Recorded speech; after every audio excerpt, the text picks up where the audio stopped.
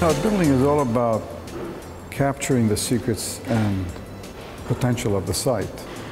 The Grand Arcade looks to the city, looks to Parliament, but this end of the building faces Nepean Point, the river, Parliament, and this kind of meadow that's sort of magical rising up towards the point.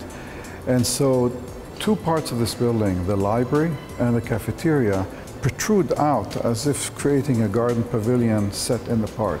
Actually, as you come through the cafeteria and you come into this pavilion, you're surrounded by 270 degrees of view, of grass, of water, as if you've left the building. And it's very beautiful at winter.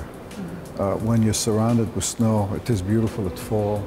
It's beautiful every season. And that way the building is part of the landscape becomes part of the building.